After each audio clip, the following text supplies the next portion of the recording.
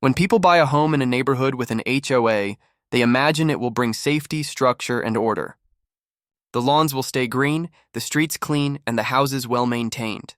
But what happens when the very rules meant to protect the community start taking away the sense of community itself? That's when homeowners realize the difference between structure and control. Daniel was a young man in his late 20s, full of hope and ambition. He had worked for years to save enough money for a small house in a quiet neighborhood, the kind of place where he thought he could finally build a life. When he first moved in, everything felt perfect. The scent of fresh-cut grass, children laughing down the street, and the sight of his dream home bathed in the evening sun. He couldn't wait to make it his own.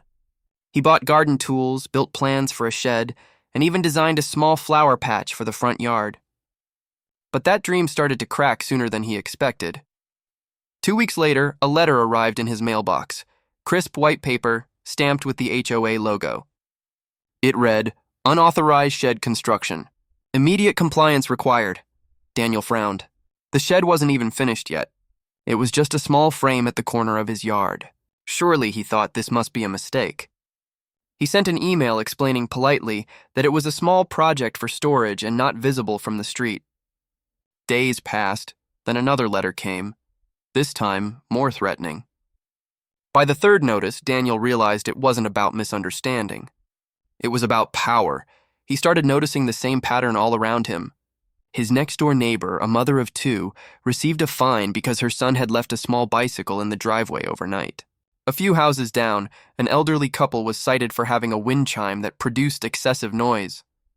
The sound was barely audible, a gentle melody when the wind passed, but it didn't matter. Rules were rules. Another resident was fined for putting their recycling bin out just a few hours early. These weren't issues that disrupted the neighborhood. They were moments of ordinary life, punished by people who no longer understood what it meant to live freely. Over time, residents started feeling watched. Not protected, watched. They began to whisper among themselves that someone from the HOA drove around every morning, taking photos, recording details, and making notes.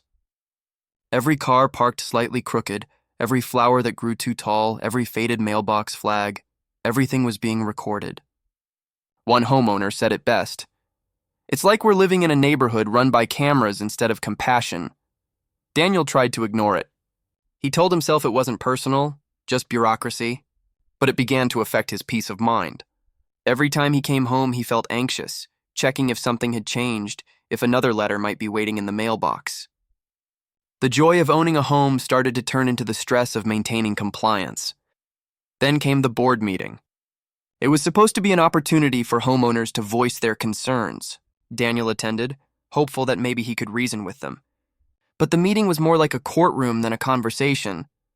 Residents stood one by one, trying to explain why certain rules didn't make sense. A woman spoke up about how her child's basketball hoop had been cited as a visual disturbance. She said, "It's just kids playing. Isn't that what neighborhoods are supposed to sound like?"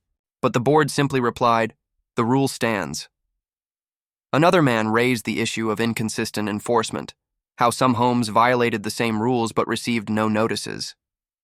The board brushed him off, saying, "We can't discuss individual cases." Daniel sat there watching the pattern unfold, people talking, the board listening silently, and then moving on without change. It wasn't dialogue. It was dismissal. That night, something shifted in him. He realized that silence was exactly what allowed these injustices to continue. He began researching HOA laws, reading through documents late into the night. He discovered that many of the rules being enforced weren't even legally binding. They were preferences from years ago, never updated, never approved through the right process. Worse, the board had started imposing fines that exceeded state limits. He decided to act. Daniel printed copies of his findings and went door to door. At first, people were hesitant to listen. They had grown used to the system. Frustrated, yes, but also afraid. Afraid of retaliation, of more fines, of being targeted. But slowly, one by one, they started to realize the truth. They weren't powerless. They just needed to stand together. The turning point came when the HOA announced a sudden increase in monthly dues. It was a small amount, but there was no explanation, no breakdown of expenses, and no community vote. That's when the residents snapped.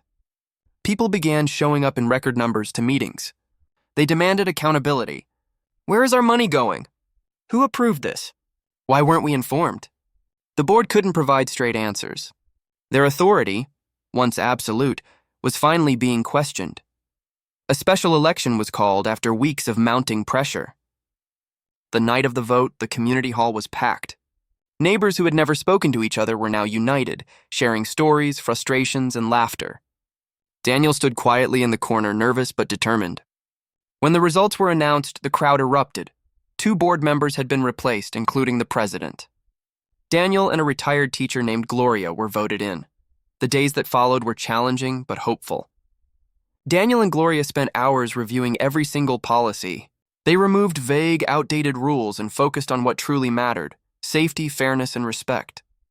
They met with residents, listened to their experiences, and started changing the way the HOA communicated. The tone of the letters changed from threats to reminders. Violations became conversations. Fines turned into warnings, and warnings became opportunities for understanding. For the first time in years, people began to feel proud of their neighborhood again. Front lawns bloomed with flowers. Kids played without fear of being told off. Neighbors waved at each other instead of avoiding eye contact.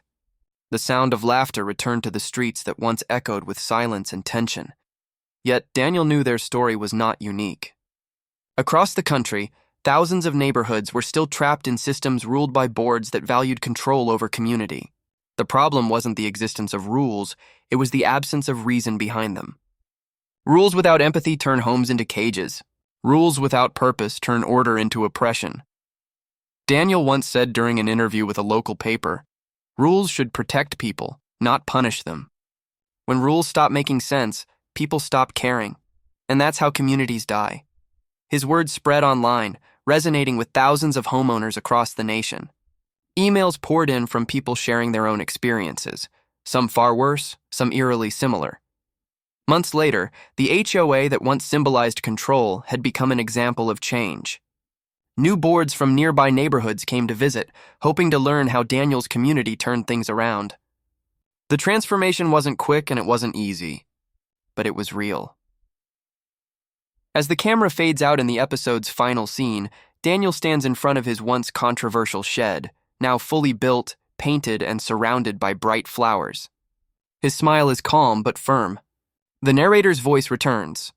Rules are meant to serve people, not the other way around. When homeowners remember that, when they unite and speak up, they reclaim not just their homes, but their dignity. The frame lingers on Daniel's home, sunlight breaking through the clouds, symbolizing hope and renewal, because in the end, it's not about the shed, the chimes, or the letters. It's about freedom. The freedom to live without fear in a place that truly feels like home.